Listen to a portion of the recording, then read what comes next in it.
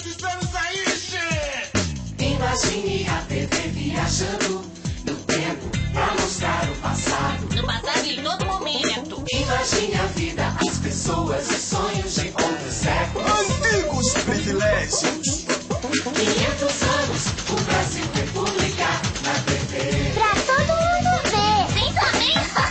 500 anos, o Brasil República na TV.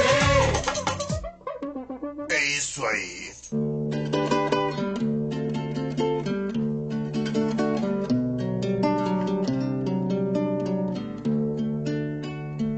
(31 de janeiro de 1956).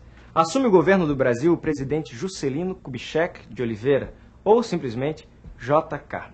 Seu projeto para o Brasil crescer 50 anos em apenas 5 inclui hidrelétricas, montadoras de automóveis e a industrialização do Nordeste. Nos anos 60 do século XX, a seca e os conflitos pela terra provocam a migração de mais de 1 milhão de nordestinos, principalmente para São Paulo. Eu fiquei até onde pude, mas a seca matou tudo. Também fui expulso, mas foi meu patrão mesmo. Eu não tenho medo de trabalho. Tenho esperança de melhorar a vida. Eu também.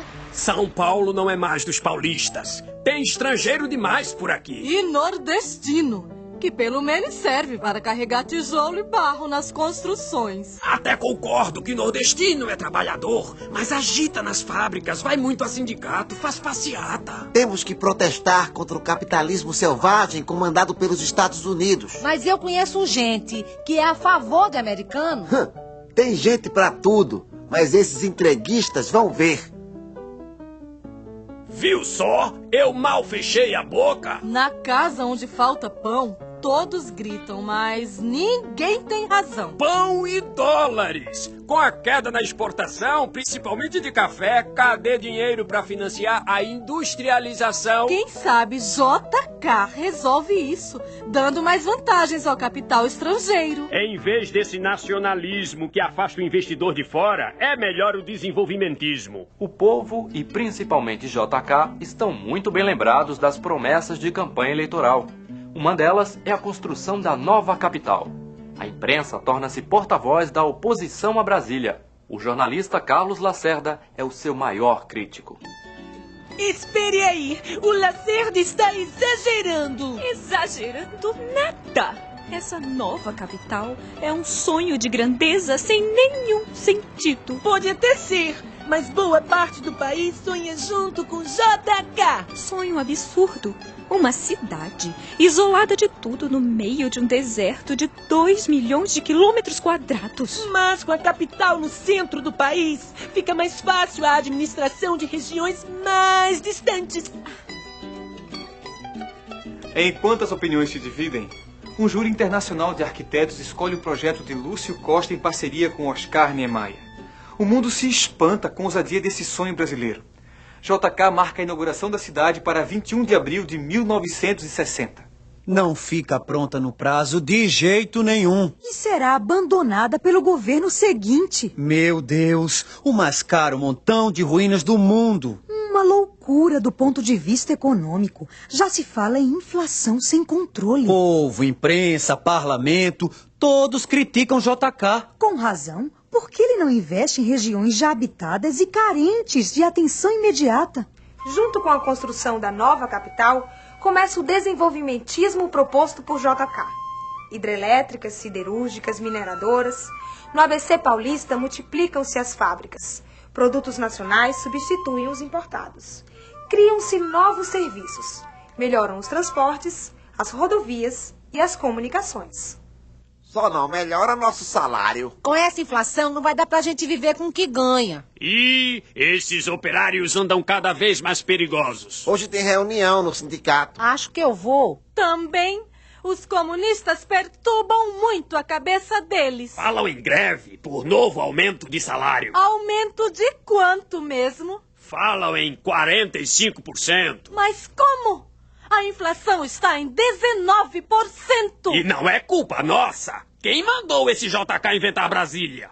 O Brasil parece feliz nos anos JK. O povo festeja a sua primeira Copa do Mundo. Jovens completam álbuns de figurinhas de heróis e artistas. Lotam os auditórios de rádio e ouvem discos de vinil nas eletrolas.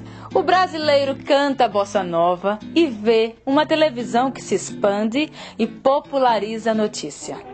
O movimento das Ligas Camponesas, chefiado pelo advogado e político pernambucano Francisco Julião, assusta os produtores de açúcar do Nordeste. Ah, eu queria assistir o Chacrinha. Coloca no outro canal. Tá chegando cada vez mais gente do Nordeste. E de Pau de Arara pra São Paulo já não resolve. A situação social tá complicada. É, aqui também tem fome. Essa fome do trabalhador brasileiro é que sustenta a vida boa dos patrões. Vamos fazer greve. É isso, vamos apertar os patrões. 19% de inflação anual sem aumento no salário, ninguém aguenta. A paralisação atinge 80% em São Paulo, capital, e no ABC, 400 mil operários em greve. A Justiça decreta 25% de aumento, reduzido para 18% depois da apelação dos patrões. Eu tava certo quando votei pela continuação da greve. Pois é. A gente tava forte, mas fraquejou e agora tá no olho da rua. Onde é que a gente vai arrumar emprego? Você é operário especializado, pode escolher emprego nas montadoras que estão chegando. Agora eu vou pro Cerrado. Não me diga que vai ser candango em Brasília. Vou pagar pra ver. Os candangos constroem a cidade do futuro, mas vivem em condições subhumanas. Já tô cansado de fazer prédio igual. Você que tá chegando ainda não sabe, mas aqui é tudo igual. Eu sei. Eles dizem que essa igualdade vai evitar a diferença social entre os moradores daqui. Oxente, esses doutor têm cada ideia. Pois é. Trabalhar e morar em locais construídos de acordo com a profissão. Você acha que isso dá certo? Sei lá. Depois da construção de Brasília, uma parte dos candangos vai para as cooperativas agrícolas da periferia. Outra parte fica no comércio da cidade e a outra volta para a sua terra. Que terra? A terra que eu tenho é onde tô conseguindo ficar vivo. Pois aqui ninguém quer a gente. Brasília não vai ter operário miserável. Quer dizer que servimos para construir, mas não servimos para viver em Brasília. Bem, isso vai depender de nós. Se a gente se organizar e reagir, será diferente.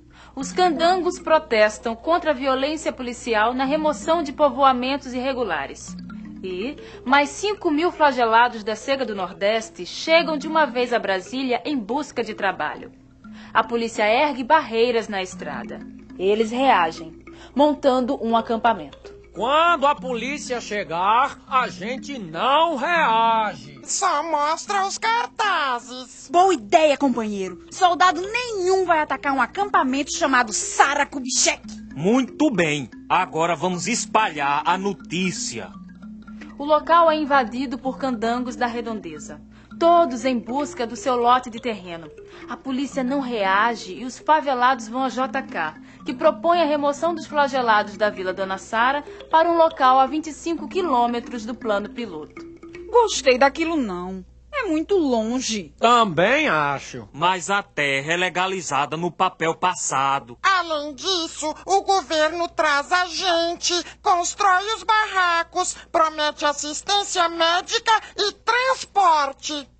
Apesar de não estar nos planos dos arquitetos, é inaugurada em 5 de julho de 1958 a primeira cidade satélite de Brasília, Taguatinga.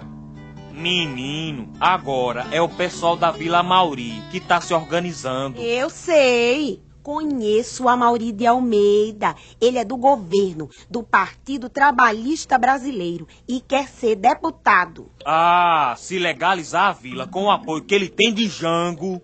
A Vila Amauri se transforma em Sobradinho, a segunda cidade satélite da nova capital. Mas a contradição entre a Brasília ideal e a Brasília real continua.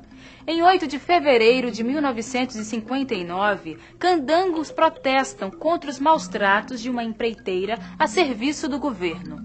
A empreiteira chama a polícia. 300 soldados massacram 10 candangos indefesos.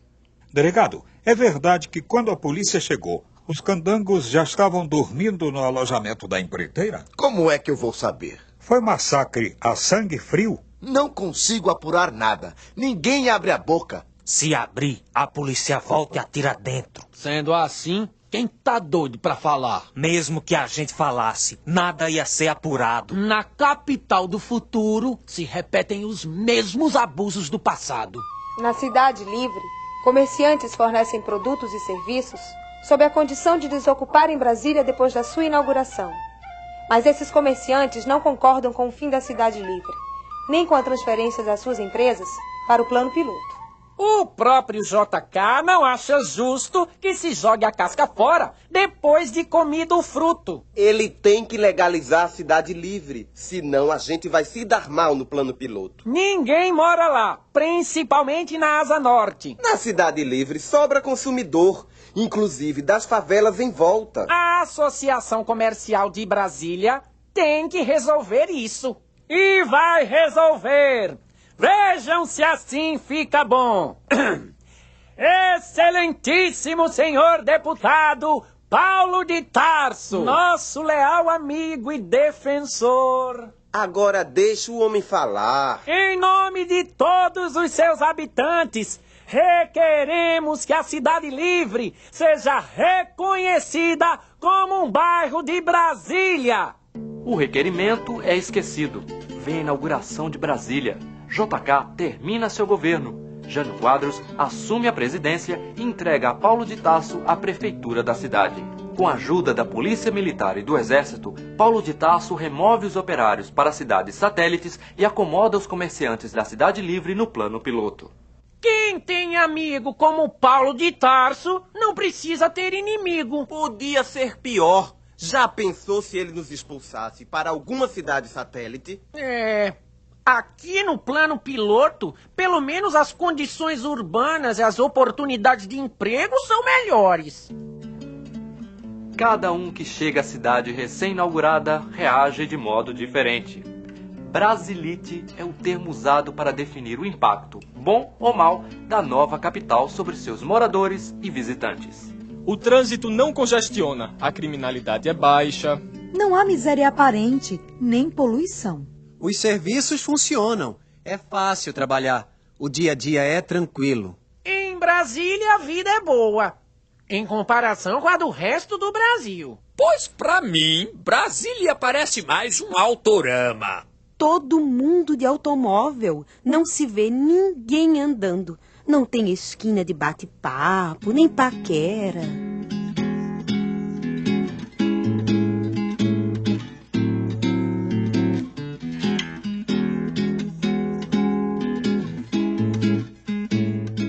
Hoje, com 2 milhões de habitantes, Brasília é tão complexa como qualquer outra grande cidade. Perto de 3/4 dos seus trabalhadores moram na periferia. As desigualdades sociais são agravadas pela baixa renda dos moradores de fora e a alta renda dos moradores do plano piloto ou do lago.